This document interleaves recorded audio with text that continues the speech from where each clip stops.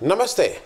Overview में आपका स्वागत है। सेबी की अंतरात्मा की आवाज कौन दबा रहा है? दूसरा, धामी जी राजा की तरह प्रदेश चलाना चाहते हैं। तीसरा, हिमाचल की पहल क्या बदलुओं पर लगाम लगाएगी? इन तीनों विषयों पर बात करने से पहले आपसे हमेशा की तरह एक आग्रह, चैनल को सब्सक्राइब करें और अगर हो सके तो चैनल की मेंबरशिप भी ले लें। मेंबरशिप का मतलब कि एक छोटी रकम आपको हर महीने हमें आर्थिक सहयोग के रूप में देनी होती है, और अगर आप हर महीने का फाइनेंशियल कमिटमेंट नहीं करना चाहते हैं तो वन टाइम एक बार एक मुश्त भी आप हमारा आर्थिक सहयोग कर सकते हैं। आपके इस आर्थिक सहयोग की हमें आवश्यकता है क्योंकि इससे चैनल चलाने में सुविधा रहती है। मैं बाकी विषयों पे आऊँ उससे पहले एक और इम्पॉर्टेंट आज निर्णय अभी आया था कि अरविंद केजरीवाल जी की जो जमानत इतने दिनों से चल रही थी, ईडी वाले केस में, तो मतलब सेम केस में ईडी में हो गई थी, अब सीबीआई ने उनको धर दबोचा था, अब वो भी चलते चलते चलते टालते टालते टालते टालते वो फिर टाली गई और वो आज बहस के लिए आई सुप्रीम कोर्ट में। बहस सब हो गई, उन्होंने कहा ऑर्डर रिजर्व कर लिया और साथ में उठते उठते जज साहब ने ये भी कह दिया कि सी यू ऑन ट्यूसडे। तो अब ट्यूसडे को तारीख लगी है कि ट्यूसडे को ऑर्डर प्रोनाउंस होगा, ये नहीं मालूम है। तो सबसे पहली बात, सेबी की अंतरात्मा की आवाज़ कौन दबा रहा है? एक आप लोगों ने सबने एक खबर पढ़ी होगी कि सेबी के 500 से ज़्यादा एम्प्लॉयज़ ने एक आवेदन दिया है और जिसमें उन्होंने कहा है कि सेबी में काम करने का जो इस समय माहौल है वो बहुत ही टॉक्सिक है। मैं उस पर आऊँ उससे पहले ज़रा सेबी के बारे में समझ लीजिए क्या है। सेबी 1992 में एक स्टैट्यूटरी बॉडी के रूप में इस्टेब्लिश हुआ था। मार्केट रेगुलेटर था कि उस समय हिंदुस्तान की स्टॉक मार्केट और ये फाइनेंशियल मार्केट धीरे धीरे बढ़ रही थी, तो उसके लिए हुआ कि एक कोई बॉडी हो जिन सबको रेगुलेट करे। लेकिन 1998 में इसको स्टैट्यूटरी से नॉन स्टैट्यूटरी बॉडी के रूप में इसको कंस्टिट्यूट कर दिया गया। तो अब ये नॉन स्टैट्यूटरी है। एक तो ये भी समझ लीजिए एक मिनट में कि फ़र्क क्या होता है स्टैट्यूटरी और नॉन स्टैट्यूटरी में। स्टैट्यूटरी जो है वो एक्ट ऑफ पार्लियामेंट से बनती है, non statutory act of parliament से नहीं बनती है। मतलब वो पूरी तरह से नॉन स्टैट्यूटरी सरकार के कंट्रोल में, कब्जे में रहती है। दूसरा ये कि इसके पास कुछ लीगल पावर्स होती हैं अगर स्टैट्यूटरी है। नॉन स्टैट्यूटरी के पास कोई लीगल पावर्स नहीं होती हैं, उनका केवल एडवाइजरी रोल होता है कि भाई ऐसे कर दो ऐसे कर दो, उनकी अपनी कोई लीगल पावर्स नहीं होती हैं। ये बात मैं सिर्फ इसलिए कह रहा हूँ कि जो अभी जो मामला आया है उसमें 500 एम्प्लॉयज़ हैं, लेकिन मैंने जो इनकी साइट, मैं सेबी की साइट पे गया था और सेबी की साइट से जो फिगर्स आई हैं उसमें करीब 1077 या 1000 कुछ इस तरह के एम्प्लॉयज़ टोटल हैं उनकी साइट के हिसाब से। लेकिन जो अधिकृत 31 मार्च 2022 की फिगर है उसमें कुल एम्प्लॉय 980 थे, जिसमें 905 अफसर और 75 सेक्रेटेरिएट और दूसरे काम करने वाले, मेरे ख्याल में जो भी प्यून होंगे या ड्राइवर होंगे या सेक्रेटरीज होंगे या इस तरह से। लेकिन अब वो शायद 1000 से ऊपर एम्प्लॉयज़ हैं। लेकिन करीब करीब आधे एम्प्लॉय, 500 एम्प्लॉय अगर पत्र में दस्तखत करके ये कह रहे हैं तो ये एक बहुत अहम और महत्वपूर्ण बात है। और मैं ये इसलिए कह रहा हूँ कि मैंने भी नौकरी की है, आप लोगों में से जिसने नौकरी की है, जल्दी साइन आदमी करते करते करता नहीं है। मतलब उसको लगता है कि नहीं नौकरी कर रहे हैं, साइन करेंगे, लोग पीछे लग जाएंगे। तो अगर 500 से एम्प्लॉयज़ ने हिम्मत की है तो इसका मतलब मामला बहुत बुरी तरह से बिगड़ चुका है और वो लोग ज़्यादा कष्ट में हैं। उन्होंने ये पत्र लिख के सरकार से शिकायत की है कि वहाँ का जो उन्होंने कहा है वो टॉक्सिक वर्क कल्चर हो गया है वहाँ का। और 6 अगस्त को उन्होंने ये लेटर लिखा था जिसमें उन्होंने एचआरडी मिनिस्ट्री को लिखा था। उसमें फोकस किया था वहाँ के वर्किंग कल्चर के मामले में। उन्होंने कहा था बहुत ही होस्टाइल वर्क इन्वायरमेंट है, मतलब हरदम लोग उसमें रहते हैं। उसमें कहा गया था कि लोगों के ऊपर चिल्लाया जाता है, डांटा जाता है और पब्लिकली ह्यूमिलिएट किया जाता है। और अब ये करीब करीब नॉर्म बन गई है सारी मीटिंग्स में। 7 दिन के बाद, अच्छा ये तो एक लेटर है जिसका जो पब्लिक फोरम में आया, जिसमें लोग बातचीत कर रहे हैं, जिसके ऊपर हो रहे हैं। एक लेटर ऐसा कहा जा रहा है सेबी की तरफ से कि एक लेटर 7 दिन बाद इन्होंने और लिखा था। दूसरा लेटर में इन लोगों ने देखिए मैं स्टील अथॉरिटी में था, तो वहाँ पे हर जगह किसी भी जगह एम्प्लॉयज़ यूनियन होती है, ऑफिसर्स की अलग होती है, एम्प्लॉयज़ नॉन ऑफिसर्स की अलग होती है, लेकिन यूनियन तो होती ही है। तो उसके 7 दिन बाद एम्प्लॉयज़ की तरफ से मिनिस्ट्री को एक और लेटर गया है जिसमें 16 डिमांड मांगी है, मॉनेटरी नॉन मॉनेटरी दोनों। एचआरए बढ़ा दो, ये बढ़ा दो, वो बढ़ा दो। हालांकि ये भी सेबी ने माना है कि 15 मिनट का साइलेंट प्रोटेस्ट भी हुआ था सेबी में। अब जो रेगुलेटर मतलब सेबी का क्या कहना है, और आप एक चीज़ बताइए, अब जो सेबी जो भी कह रहा है, जो भी लीपापोती कर रहा है, जो भी वक्तव्य दे रहा है, जो भी एक्सप्लेनेशन दे रहा है, वो किसके कहने पे कर रहा है? कौन कह रहा होगा? किससे अप्रूवल करा रहे होंगे अगर सारे लोग इन्वॉल्व हैं? तय बात है कि ये अप्रूवल और ये वक्तव्य माधवी बुच के बिना जानकारी और बिना अप्रूवल के नहीं हो रहा है। तो ये माधवी बुच की भाषा बोली जा रही है। वो क्यों सरकार, क्योंकि अगर ये कह रहे हैं कि इस तरह का है तो इसका मतलब टॉप ऑफ द इंस्टीट्यूशन भी इसका पार्ट एंड पार्सल है। नहीं तो वो देखिए, एक बहुत महीन चीज़ ये है, अगर कोई बीच का एम्प्लॉय ये कर रहा होता तो एक तो 500 एम्प्लॉय उससे अफेक्टेड नहीं होते। 500 एम्प्लॉय अफेक्टेड है मतलब जो हेड ऑफ द इंस्टीट्यूशन है वो इसमें इन्वॉल्व है। दूसरा, अगर कोई नीचे का और एम्प्लॉय होता तो शिकायत आदमी हेड ऑफ इंस्टीट्यूशन से करता। अगर हेड ऑफ इंस्टीट्यूशन भी इस तरह का कर रहा है तो वो किससे शिकायत करेगा? वो एचआरडी से ही करेगा। तो ये बिल्कुल स्पष्ट है कि शिकायत माधवी बुच की हो रही है। अब जो सेबी का जो वक्तव्य आ रहा है कि ये सब उनके दांव पेच हैं, वो अपना एचआरए बढ़ाना चाहते हैं, उसके ये दांव पेच हैं। हर यूनियन में हर उसमें कुछ ना कुछ पेंडिंग डिमांड चलती ही रहती हैं। कभी एचआरए बढ़ने की बात होगी, तो कभी वर्किंग कंडीशंस की होगी, कभी ट्रांसफर पोस्टिंग की होगी, कभी बच्चों के पढ़ाई के लिए होगी, कुछ अलग कुछ ना कुछ चलता ही रहता है। तो इसलिए डिमांड तो हरदम रहेंगे। तो इस समय ये कहना कि वो एचआरए की वजह से ही बिल्कुल गैर वाजिब है। सेबी की तरफ से जो ऑफिशियली कहा जा रहा है कि ये लोग मिसगाइडेड हैं और एक्सटर्नल एलिमेंट्स द्वारा गाइड हो रहे हैं। एक तो अगर आधे से ज़्यादा सेबी के अफसर मिसगाइडेड हैं तो भगवान भला करे इस देश का, और अगर आधे से ज़्यादा अफसर एक्सटर्नल के द्वारा गाइड हो रहे हैं तो इसमें गलत क्या कर रहे हैं? आपके चेयरपर्सन के ऊपर भी तो कांग्रेस पार्टी आरोप लगा रही है कि वो भी कहीं से एक्सटर्नल किसी के साथ गाइड हो रही हैं, जिसकी जांच कर रही हैं उसके साथ बैठ के 1.5 2 घंटा की मीटिंग कर रही हैं। उसका तो जवाब कुछ नहीं दिया है माधवी बुच जी ने, क्योंकि ये बिल्कुल साफ है, आपकी चेयरपर्सन के ऊपर आरोप यही सब है। तो मैं जिस बात को परस्यू कर रहा हूँ, मेरा सिर्फ कहना यह है कि आप सेबी को एक किसी भी तरह से उसको कुछ भी ब्रांड कर दें कि वो एक्सटर्नल वो है, लेकिन फैक्ट यह है कि सेबी में सब कुछ ठीक नहीं है। सेबी में और सेबी मार्केट रेगुलेटर है, देश की अर्थव्यवस्था की एक बड़ी जिम्मेदारी उनके ऊपर भी रहती है, और इसमें कहीं कोई दो राय नहीं है कि तत्काल इफेक्ट से मेरे हिसाब से तुरंत माधवी बुच जी का इसको या तो छुट्टी लेके इस्तीफा दे के अलग होना चाहिए और इसकी जांच हो जानी चाहिए। और अगर एम्प्लॉयज़ का ये है तो इस पर भी सहृदयता से और एक सेंसिटिविटी के साथ इसकी भी जांच हो जानी चाहिए। अब हम लोग बात कर लें दूसरी बात की।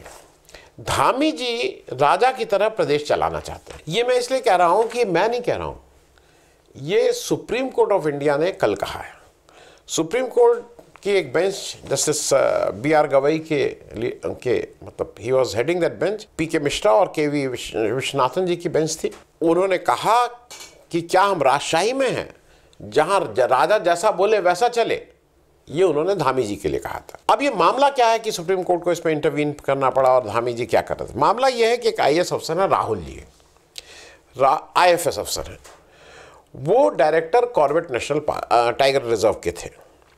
उनको उस समय पद से हटाया गया था जब वो उत्तराखंड कोर्ट ने पाया था कि वो इल्लीगल पेड़ काटने के प्राइमा फेसी दोषी हैं। तो राहुल जी वहाँ से हटाए गए हाईकोर्ट के कहने से, और हाईकोर्ट ने ये भी मैं बता दूं कि सितंबर 2023 में CBI को केस सुपुर्द कर दिया था। आरोप था पेड़ काटने का। जो जंगल का ABCD भी जानता है जंगल के बारे में, पेड़ कौन काटते हैं, पेड़ किसके साथ काटा जाता है, पेड़ काटने का धंधा क्या होता है, पेड़ में कितना पैसा होता है, पेड़ में किसकी मिली भगत होती है, ये अगर आप जंगल का थोड़ा बहुत भी जानते हैं तो आप इससे भली भांति परिचित हैं। तो राहुल जी खुलेआम उन लोगों के साथ लिप्त थे, पेड़ कटवाने में उनका वो था।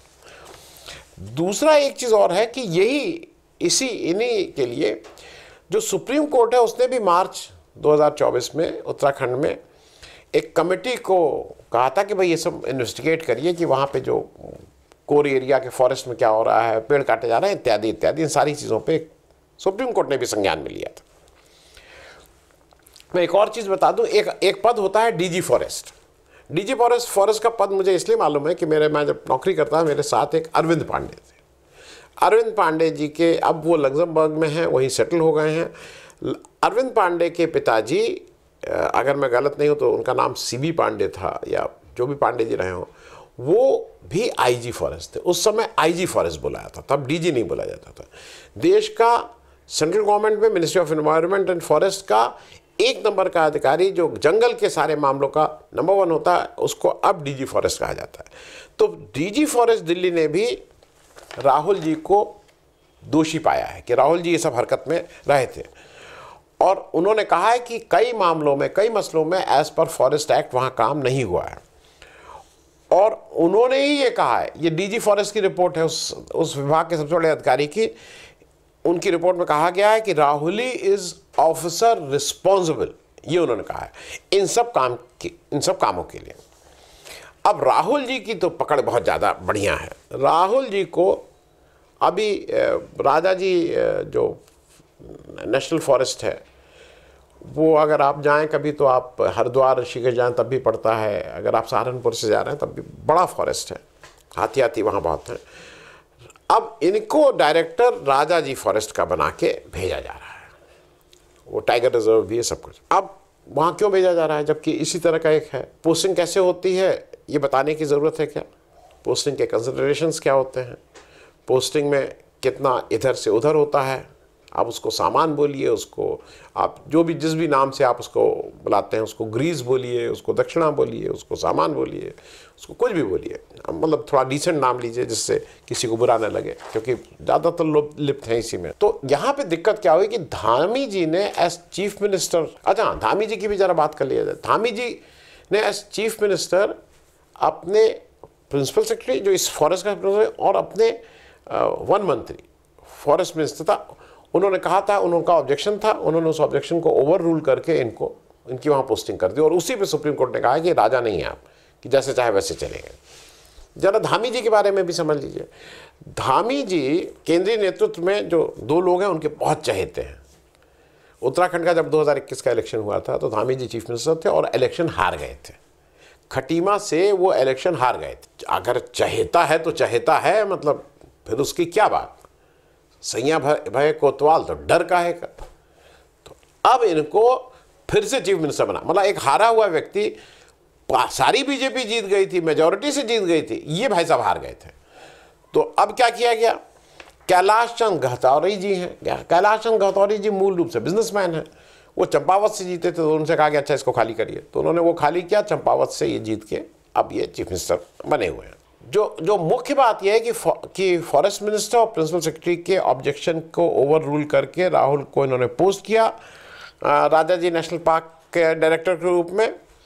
और दिक्कत ये हुई कि यहाँ पे भी जिम कॉर्बेट पार्क में जिस तरह की गड़बड़ी की थी राहुल की, उसका खतरा है। क्यों पोस्ट किया ये बहुत ऑब्वियस है, इसमें बताने की जरूरत नहीं है। जब इनको पोस्ट कर रहे थे तो सुप्रीम कोर्ट ने कहा कि आपको फिर रीजन असाइन करना चाहिए था कि आप इनको उनका ओवर रूल करके, नीचे क्या जो कहा गया है कि भाई इनको नहीं पोस्ट कर, अगर आप इनको पोस्ट करें तो आप कारण तो बताते, बिना कारण बताए ऐसे ही आपने कर दिया, नहीं हम कर देंगे, कारण बताइए।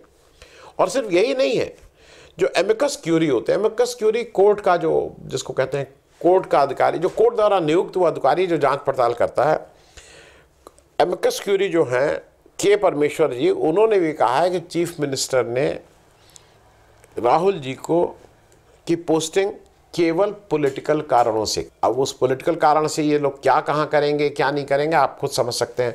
जो व्यक्ति खुद ही किसी के रहमो करम पे चीफ मिनिस्टर बना हो, हारने के बाद भी अगर चीफ मिनिस्टर बनाया गया है तो वो उसको ही is not answerable to his विधायक, वो अपने विधायकों को आंसरेबल नहीं है, क्योंकि उन्होंने तो, आप तो हार ही गए थे, तो जिसने आपको वहाँ बैठाया है आप तो केवल उसको एक ही ईश्वर को आप मानेंगे जिसने आपको बिठाया, बाकी विधायक आपको माने ना माने किसकी हिम्मत, तो आप तो वहाँ इसलिए बैठे हुए हैं। हालांकि वहाँ धामी जी के जो वकील नाथकर्णी जी थे उन्होंने कहा कि वो बहुत ही he was a very good officer, और वो तो कोर्ट ने कहा कि he was a good officer, तो आपने इंक्वायरी वापस क्यों नहीं ले ली? वापस सब बंद करा देते और फिर उनको पोस्ट कर देते अगर इतना गुड ऑफिसर था वो। देखिए, ये सारा कुछ मामला ये है, ये सब गुजरात मॉडल चल रहा है। जैसे गुजरात मॉडल था, जिसकी लाठी उसकी भैंस, मैं तो ऐसे ही चलाऊंगा, मेरे अपने फेवरेट होंगे, वो चाहे कुछ करें, उल्टा पुल्टा कुछ करें, ज़्यादा कहने की ज़रूरत नहीं है। गुजरात में किस तरह से अफसर कैसे चलाते थे, कितने जेल में कितने बाहर हैं, ये वही मॉडल यहाँ पे भी आ रहा है और वो अब सुप्रीम कोर्ट के भी संज्ञान में है। अब तीसरी बात कर ली जाए, हिमाचल की पहल क्या दल बदलू कानून पर लगाम लगा पाएगी? इसलिए बता रहे हैं, हिमाचल सरकार ने कल एक अभूतपूर्व फैसला लिया। हिमाचल विधानसभा ने दल बदलू विधायकों को पेंशन समाप्त करने का बिल विधानसभा में पास कर दिया। ये एक बड़ा सरकार का फैसला है। वो विधायक, और किनका पेंशन खत्म हो गई? वो विधायक जो एंटी डिफेक्शन लॉ के तहत अयोग्य पाए जाएंगे, उनकी पेंशन अब रोक दी जाएगी और तत्काल से इफेक्ट है, मतलब जो अभी हैं उन लोगों के ऊपर भी लागू हो। अब स्पीकर जिनको अयोग्य करार देगा उनको पेंशन नहीं मिलेगी। अब इसके दायरे में तत्काल जो वो 6 विधायक जो कांग्रेस छोड़ के दल बदल करके सरकार गिराने के चक्कर में थे, बीजेपी में जाने का था, वो 6 विधायक आ गए हैं। उन 6 विधायक में 2 लोग तो जीत के वापस आ गए हैं एज बीजेपी विधायक, तो उनको तो कोई मतलब, अब ठीक है वो फिर से जीत के आ गए, तो ये दल भाई भले ही आयोग घोषित कर दिए गए थे, लेकिन अब फिर से आ गए तो नई पारी शुरू हो जाएगी। लेकिन वो 4 विधायक फंस गए हैं इसमें, उनको तो पेंशन नहीं मिलेगी। और उसमें से भी 2 विधायक देवेंद्र भुट्टो और चैतन्य शर्मा जी इसलिए बेचारे और फंस गए, वो तो फर्स्ट टाइम के एमएलए थे। बाकी 2 को तो कुछ मिलेगी क्योंकि पहले भी एमएलए रहे हैं, इनको तो कुछ भी नहीं। अब ये बिल उन्होंने राज्यपाल के पास दस्तखत के लिए भेज दिया है। अब देखना यह है कि राज्यपाल इस पर दस्तखत करते हैं कि नहीं करते हैं। लेकिन ये एक अच्छा विधेयक है। दिक्कत इसमें सबसे ज़्यादा केवल बीजेपी को ही होगी, क्योंकि बीजेपी ही इसमें स्पेशलिस्ट है। सरकार गिराओ, तोड़ो, विधायक तोड़ो, और इसके कई एग्जाम्पल, चाहे कर्नाटक हो, महाराष्ट्र हो, मध्य प्रदेश हो, आप कहाँ का सब जगह के एग्जाम्पल हैं कि जहाँ पे ये लगातार तोड़ने की कोशिश में रहते हैं। लेकिन मेरे हिसाब से ये एक अच्छा मूव है, जहाँ पे ये स्पष्ट किया जा रहा है कि अगर आप जिस पार्टी से चुन के आए हैं, आप अगर दल बदलने का काम कर रहे हैं, तो आप अपनी पेंशन से तो कम हाथ धो बैठेंगे। थैंक यू सो मच, बहुत बहुत धन्यवाद।